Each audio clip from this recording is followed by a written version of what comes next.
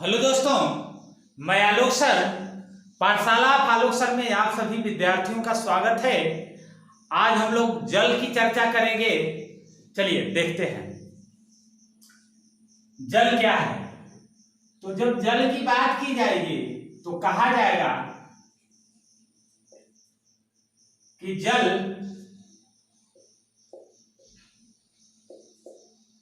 गंधहीन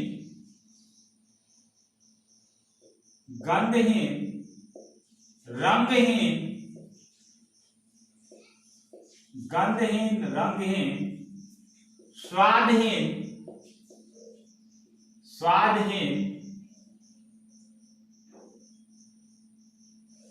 स्वादहीन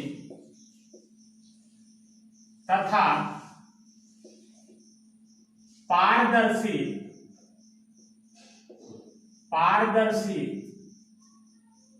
द्रव है। पारदर्शी क्या है? द्रव है।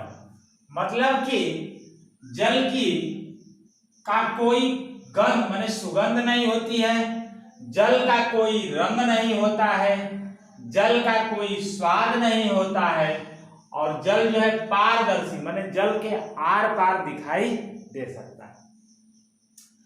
अब जल के प्रकार, तो जल जो है दो प्रकार का होता है। कितने प्रकार का होता है? दो प्रकार का होता है। दो प्रकार का होता है। पहला कठोर जल। कैसा जल? कठोर जल। दूसरा मृदु जल। कैसा जल? मृदु जल। मृदु जल क्या है? कठोर जल माने ऐसा जल जो साबुन के साथ फेन अर्थात झाग नहीं बनाता है, उसे हम कठोर जल कहते हैं। क्या कहते हैं? कठोर जल कहते हैं। दूसरी बात कि इसमें जो है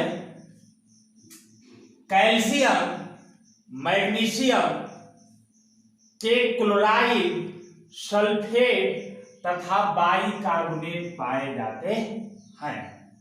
क्या पाए जाते हैं? कैल्शियम, मैग्नीशियम के क्लोराइड, सल्फेट और बाइकार्बोनेट पाए जाते हैं। ठीक है। आगे बात देखी जाएगी जब, तो कहा जाएगा कि कठोर जल पीने योग्य नहीं होता है। कठोर जल पीने योग्य नहीं होता है। अगली जब बात देखेंगे इसमें तो कह लेंगे क्योंकि इसमें जो घुले लवण होते हैं, मैंने अभी बताया कौन कौन से, कैल्शियम, मैग्नीशियम के क्लोराइड मतलब calcium chloride, magnesium chloride, calcium sulphate, magnesium sulphate, calcium bicarbonate, magnesium bicarbonate, ये जो लवण घुले रहते हैं, इसी के कारण यह जल पीने योग्य नहीं होता है। ठीक है। फिर एक बार निकाल कर देते हैं। वह जल जिसमें साबुन या सर्फ जो भी हो झाग या फेन नहीं बनाता है, ठीक, उसे कठोर जल कहते हैं। अगली बात, कठोर जल पीने योग्य नहीं होता है। ठीक। तीसरी बात, क्यों नहीं होता है? क्योंकि इसमें लवण घुले रहते हैं। कौन कौन से लवण घुले रहते हैं? तो कैल्शियम क्लोराइड के लवण, मैग्नीशियम क्लोराइड के लवण, कैल्शियम सल्फेट के लवण, मैग्नीशियम सल्फेट के लवण, कैल्शियम बाइकार्बोनेट, मैग्नीशियम बाइकार्बोनेट। तो ये हो गया हमारा क्या? कठोर जल। मृदु जल की जब बात की जाएगी तो कहा जाएगा कि ऐसा जल जिसमें साबुन या सर्फ आसानी से फेन बना ले या झाग बना ले, वैसे जल को हम कौन सा जल कहते हैं? मृदु जल कहते हैं। वैसे जल को हम कौन सा जल कहेंगे? मृदु जल कहेंगे। अगली मृदु जल की विशेषता कि यह मृदु जल जो होता है पीने योग्य होता है। यह मृदु जल कैसा होता है? पीने योग्य होता है। क्लियर हो गया? चलिए आगे देखते हैं। अब जल के विस्तार की बात की जाएगी। जल के किसकी बात की जाएगी? विस्तार की बात की जाएगी कि जल कहां कहां फैला हुआ है। तो जल का विस्तार, जल का विस्तार, जल का विस्तार। तो मान लेते हैं कि 100% जल है। कितना परसेंट जल है? 100%। तो इस 100% में 97% जल महासागर, सागर तथा समुद्र पर फैला हुआ है। किस पर फैला हुआ है? समुद्र पर फैला है।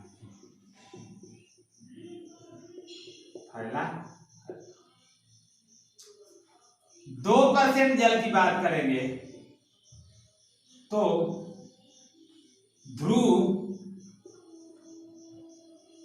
या ग्लेशियर पर फैला हुआ है। ग्लेशियर पर फैला हुआ है, फैला है। 1% जल की बात करेंगे तो 1% जल स्थल मंडल, स्थल मंडल, जैसे नदी, तालाब, झील,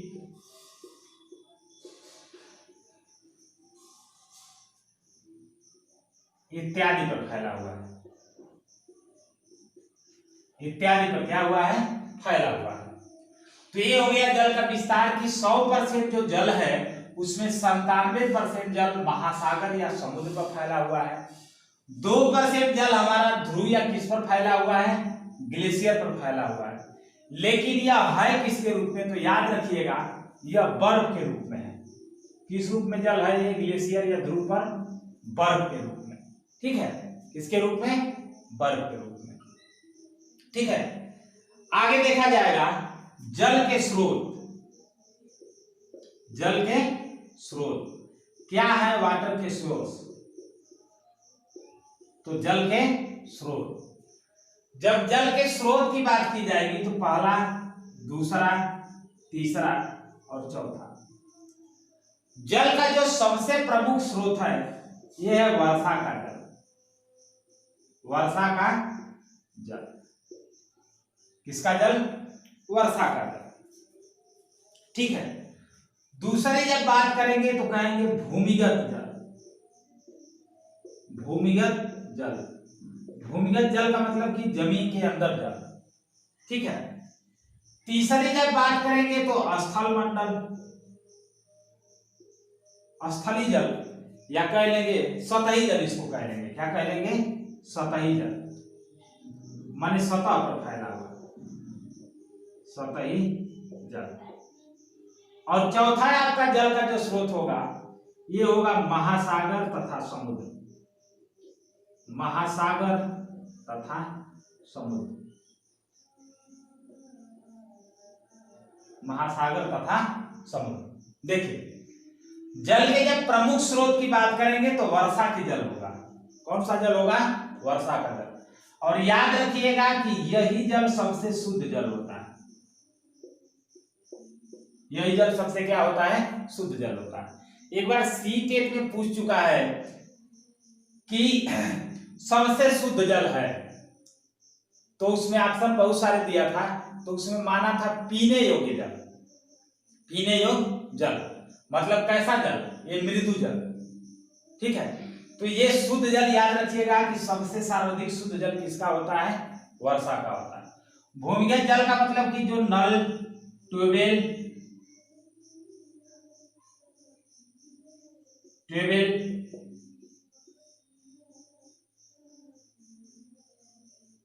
इत्यादि से हम निकालते हैं।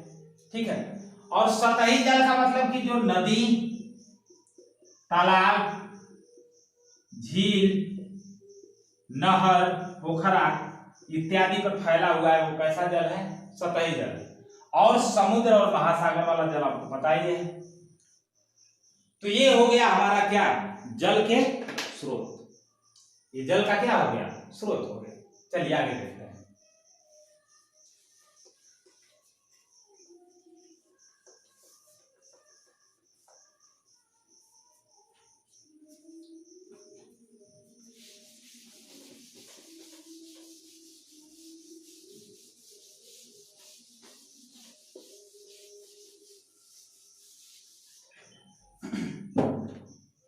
अगली बात देखेंगे, जल का अवयवी तत्व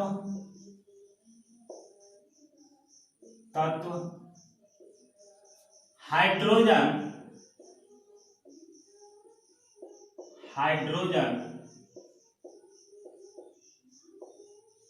और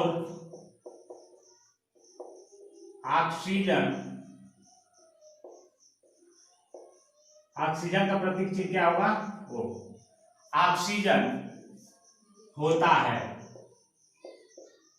जल का अवयवी तत्व क्या होता है? हाइड्रोजन और ऑक्सीजन होता है। अगली बात, जल का सूत्र या जल का अणु सूत्र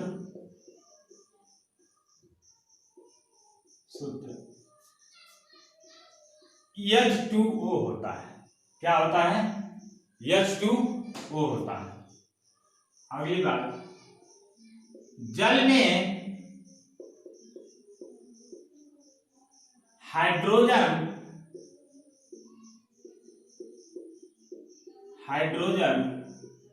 तथा ऑक्सीजन हाइड्रोजन का प्रतीक चिन्ह, ऑक्सीजन का प्रतीक चिन्ह वो, हाइड्रोजन तथा ऑक्सीजन का अनुपात 2 संबंधे 1 होता है।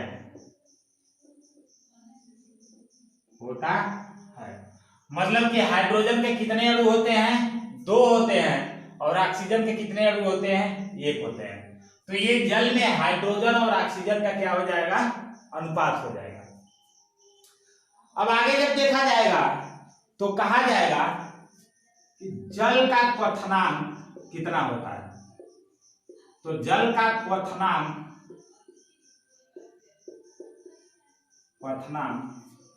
100 डिग्री सेल्सियस या डिग्री सेंटीग्रेड होता है।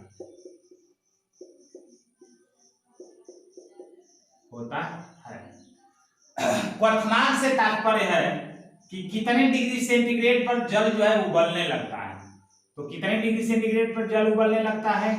तो 100 डिग्री सेंटीग्रेड पर जल क्या होने लगता है? उबलने लगता है। अगली बात, जल का हिमांक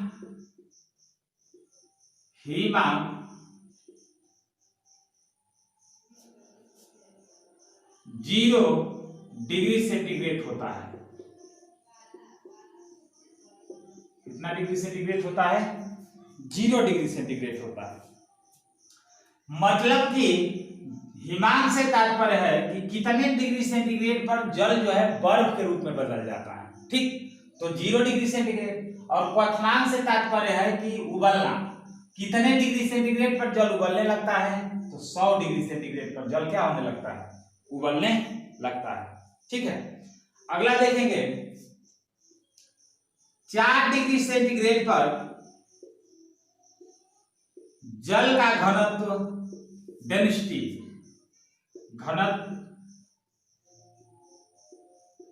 अत्यधिक होता है।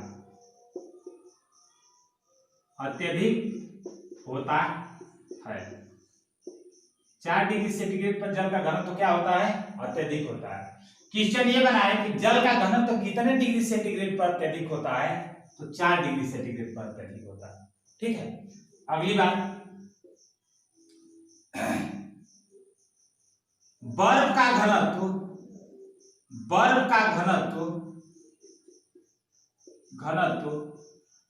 जल के घनत्व से जल के घनत्व से कम होता है, कम होता है। इसलिए बर्फ जल के ऊपर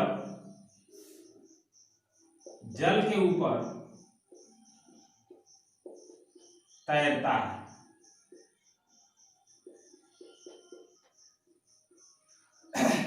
बर्फ का घनत्व जल के घनत्व से क्या होता है? कम होता है। मतलब कि जो तैर रहा है उसका घनत्व कम है और जिस पर तैर रहा है उसका घनत्व क्या है? अत्यधिक है। जैसे ही एक यहां से क्वेश्चन देखेंगे कि एक गिलास में पानी है और उस गिलास में या बाल्टी में जो भी हो पानी है और उसमें बर्फ का टुकड़ा डालने पर पानी पर क्या प्रभाव पड़ेगा? पानी पर क्या प्रभाव पड़ेगा? तो याद रखिएगा कि जब ये गिलास है और इस गिलास में पानी है और इस पानी में हम बर्फ के टुकड़े को डाल रहे हैं तो उस पानी पर क्या प्रभाव पड़ेगा? जितना गिलास में पानी है, तो याद रखिएगा कोई प्रभाव नहीं पड़ेगा। ऐसा नहीं कि हम बर्फ तुरंत पानी में डालेंगे तो तुरंत गल जाएगी। क्यों? क्योंकि बर्फ का घनत्व जो है जल के घनत्व से कम होता है। कुछ देर तक बर्फ इस पर तैरती है, धीरे धीरे गलती है। तो याद रखिएगा कि अगर हम क्वेश्चन क्या कह रहा है कि गिलास में या बाल्टी में भरी पानी में जब हम बर्फ के टुकड़े को डालते हैं तो पानी पर क्या प्रभाव पड़ेगा? तो कोई प्रभाव नहीं पड़ेगा। ऐसा नहीं कि पानी तुरंत क्या हो जाएगा? बढ़ जाएगा। तो याद रखिएगा ये बार बार घनत्व से संबंधित लेकर क्वेश्चन पूछता रहता है। अगली जब बात की जाएगी तो कहा जाएगा कि 0 डिग्री सेंटीग्रेड से 4 डिग्री सेंटीग्रेड तक जल को गर्म करने पर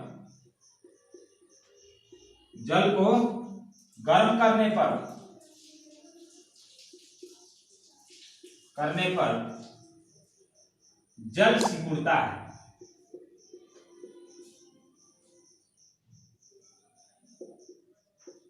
जल क्या होता है? सिकुड़ता है। जल क्या होगा? सिकुड़ेगा। ठीक है। अगली जब बात देखेंगे तो जल में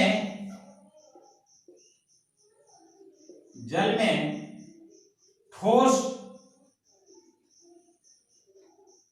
द्रव, गैस तीनों घुलनशील है या तीनों घुल जाती है या तीनों विलेय है। जल में ठोस, द्रव, गैस तीनों घुलनशील है। घुलन क्या है? शील है। घुलनशील है। जैसे ठोस की बात करेंगे तो चीनी, और द्रव की बात करेंगे जैसे दूध, और गैस की बात करेंगे जैसे कौन सी गैस? Oxygen gas. तो ये तीनों घुलनशील होती हैं। ठीक है। तो याद रखिएगा कि जल में ठोस मतलब कुछ ठोस, कुछ द्रव तथा कुछ गैस क्या होती है? घुलनशील होती है। अगली बात, जल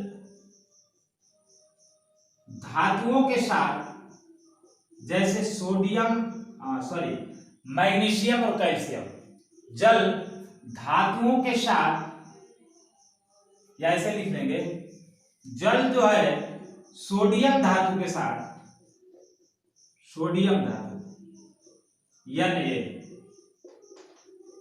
सोडियम धातु के साथ तेजी से क्रिया करता है। तेजी से क्या करता है? क्रिया करता है। जल जो है सोडियम धातु के साथ क्या करता है? तेजी से क्रिया करता है। ठीक है। चलिए आगे देखते हैं।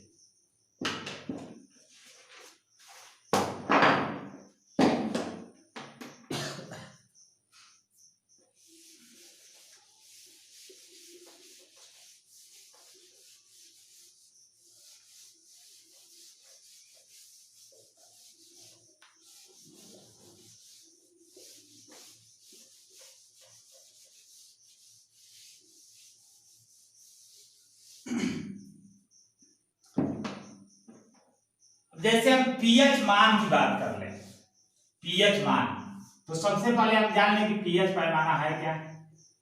पीएच पैमाना, पीएच पैमाना तो सोरेनसन नामक वैज्ञानिक ने, कैसा वैज्ञानिक, सोरेनसन, सोरेनसन, अगर भूलेंगे नाम तो याद रखिएगा। जैसे बच्चा है और उसकी माँ उसको आधा हिंदी आधा अंग्रेजी में कहती है, क्या कहती है, कहती है कि सोरेसन, सोरेसन माने सोने के लिए कहती है, सन मीन्स बेटा, सोरे का मतलब सोने के लिए कहती है। तो सोरेनसन नामक वैज्ञानिक ने, सोरेनसन नामक वैज्ञानिक ने,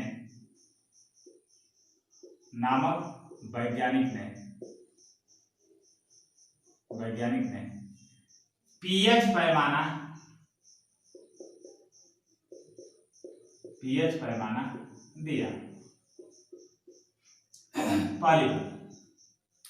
दूसरी बात, पीएच पैमाना में, पीएच पैमाना में पी जर्मन शब्द,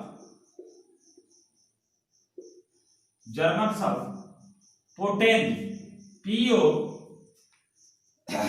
जर्मन शब्द पोटेन, पीओ टीएन जेड, पोटेन, जर्मन शब्द पोटेन से, पोटेन से, पी जर्मन शब्द पोटेन से है, जिसका अर्थ मतलब पोटेन का पावर होता है, अर्थात इसको हम शक्ति कह सकते हैं, शक्ति या पावर, पावर है। अब यच का तात्पर्य या यच का अर्थ, यच का तात्पर्य हाइड्रोजन से है, किससे है, हाइड्रोजन से है,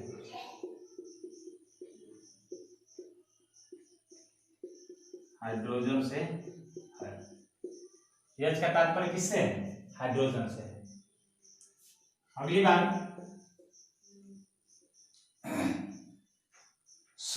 पीएच पैमाने में, पीएच पैमाने में, पैमाने में 0 से लेकर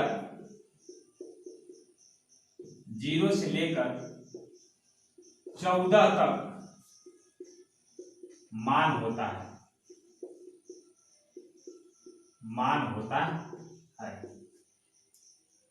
अब देखते हैं ये क्या कैसे होता है। 0, 1, 2, 3, 4, 5, 6, 7, 8, 9, 10, 11, 12, 13 और 1 14।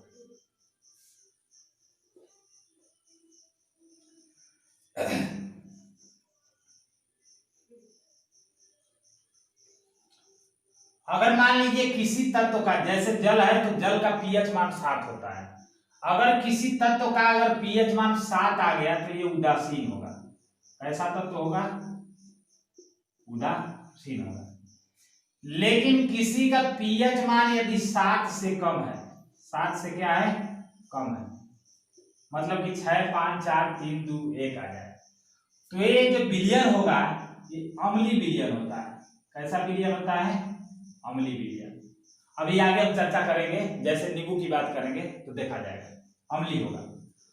अगर किसी का मान 7 से अत्यधिक हो जाए, 7 से क्या हो जाए, 7 से अधिक हो जाए, तो ये जो अगर 7 से अधिक हो जाएगा तो उसका जो विलयन होगा वो क्षारीय विलयन होगा। कैसा होगा, क्षारीय विलयन। कैसा विलयन होगा, क्षारीय विलयन। और 7 से कम है तो कैसा विलयन होगा? अम्लीय विलयन, अम्लीय विलयन।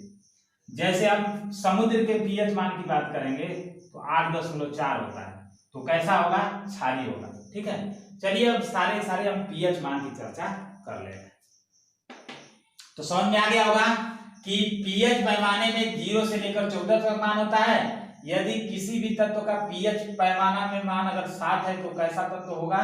उदासीन होगा। वो विलयन कैसा होगा? उदासीन होगा। और 7 से अगर कम है तो विलयन कैसा होगा? अम्लीय होगा। और 7 से अत्यधिक है, जैसे 8 हो गया, 7.1 हो गया, ठीक है, 8 हो गया, 9 हो गया, 10, 11, 12, 13, 14 तक, तो एक कैसा होगा? क्षारीय विलयन होगा। ठीक, चलिए अब उसी पीएच पैमाने की बात कर लिया जाए।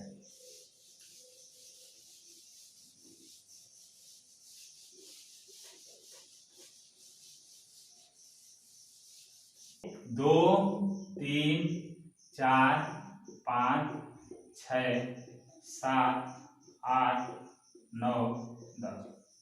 चलिए समझते हैं। जल का जो पीएच मान होगा ये 7 होगा। तो जब जल का पीएच मान 7 होगा तो ये कैसा होगा? उदासीन होगा। ठीक है, नमक का भी पीएच मान क्या होगा? 7 होगा, क्योंकि नमक का सूत्र NaCl, तो इसमें एक अम्ल है, एक क्षार है, तो अम्ल और क्षार का मिश्रण हो गया, तो न ही अम्लीय है न ही क्षारीय है, तो ये भी कैसा होगा? उदासीन होगा। ठीक है, अब जो है आंसू की बात करेंगे। ठीक, तो जैसे हम समझते हैं कि सच्चा वाला आंसू, कैसा आंसू? सच्चा वाला आंसू। जैसे किसी बच्ची का एंड्रॉइड मोबाइल खो गई, तो जब एंड्रॉइड मोबाइल खो गई तो रो रही है, तो सच्चा वाला आंसू उसके आंसू से निकल रहा है। ठीक है, उसके आंखों से कैसा आंसू निकल रहा है? सच्चा वाला आंसू निकल रहा है। ठीक है, ये क्रोकोडाइल टीयर होता है, माने घड़ियाली आंसू, तो ऐसा नहीं निकल रहा है, ये सच्चा वाला आंसू निकल रहा है। अभी कीपैड खोया होता तो नहीं आंसू निकलता, लेकिन एंड्रॉइड सेट खो गया है तो सच्चा वाला आंसू निकल रहा है। तो अब सच्चा से बन जाएगा 100 से 7 और 4 से 4, तो आंसू और सच्चा वाला, तो 100 से 7, 4 से 4, तो 7.4। तो आंसू का पीएच मान क्या हो जाएगा आपका? 7.4 होगा। अब जब लार की बात करेंगे तो लार की स्पेलिंग होती है शैलीवा, शैलीवा। तो हम इसको यल नहीं मान के टी मानते हैं। क्या मान लेते हैं? टी मान लेते हैं। तो य से ये टी से बना सार, य से टी से क्या बना? सार, और रोमन अंक आई भी से हमारा बन गया 7.4, 7.4। अब रक्त की बात करेंगे तो जितने भी हमारे ब्लड रिलेटिव होते हैं, जितने भी हमारे रक्त संबंधी होते हैं, उनके प्रति चाहत होती है। उनके प्रति क्या होती है? चाहत होती है। मामा का लड़का, बुआ का लड़का, मौसी की लड़की, मामा, दीदी, भाई, चाचा, जितने भी रक्त संबंधी होते हैं उनके प्रति क्या होता है?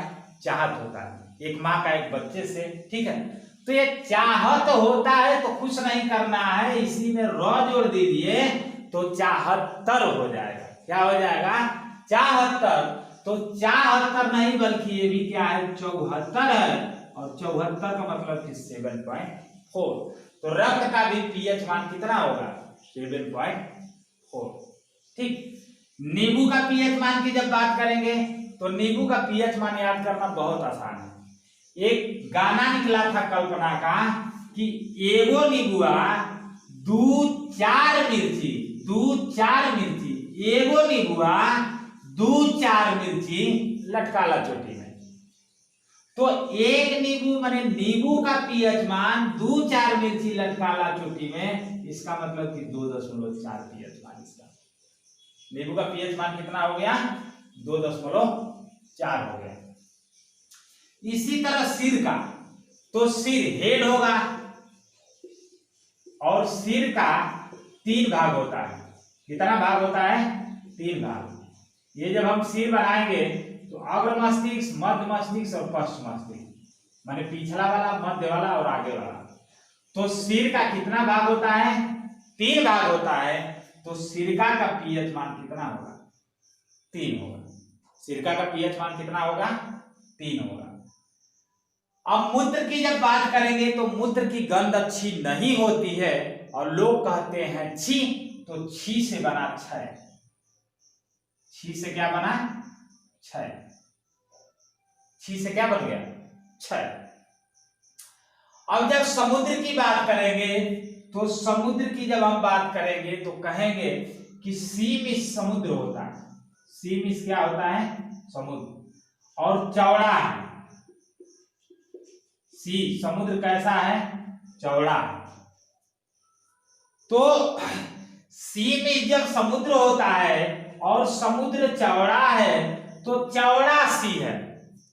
समुद्र कैसा है?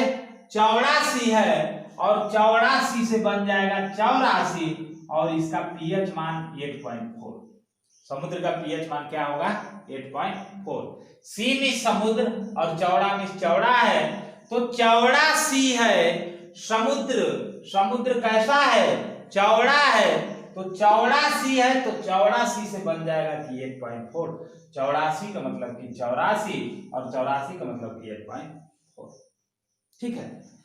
अब दूध की जब बात की जाएगी तो दूध का पीएच मान 6.6 होता है। 2 पहलवान हैं और दोनों दूध पीते हैं। 2 पहलवान हैं और दोनों दूध पीते हैं। तो जब दोनों दूध पीते हैं तो एक दूसरे के छक्का छोड़ा देंगे। ये इसका छक्का छोड़ा देगा, ये इसका छक्का छोड़ा देगा। तो छक्का से बना क्या क्या? 6.6। ठीक। तो आसानी से हम एक पीएच मान याद कर लेंगे। जल का पीएच मान 7, नमक का पीएच मान 7।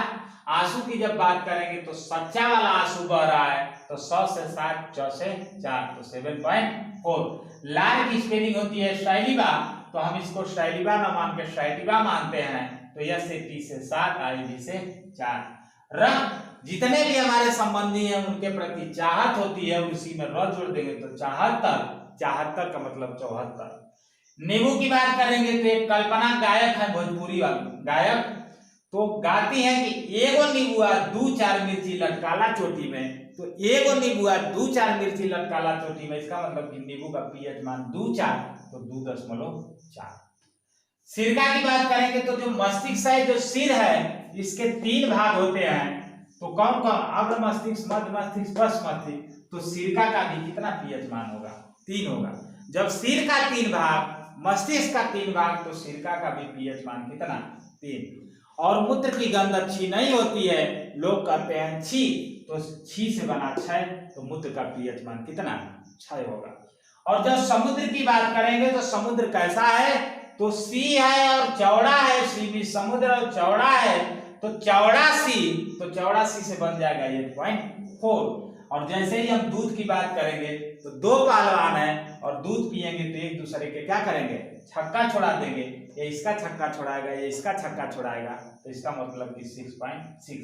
याद रखिएगा, मनुष्यों के लार और ये आंसू एंजाइम भिन्न प्रकार की होंगी, तो इसका पीएच मान बदलता रहता है, लेकिन इजेक्ट इसका पीएच मान 7.4 और इसका जो है लार का भी 7.4 होगा। तो इस तीनों का याद रखिएगा, 7.4, 7.4, 7.4। और ये तीनों क्या हो जाएंगे? एक प्रकार के आंसू लार, यहां से एंजाइम हो जाएगी। ठीक है, ओके, चलिए आगे देखा जाएगा।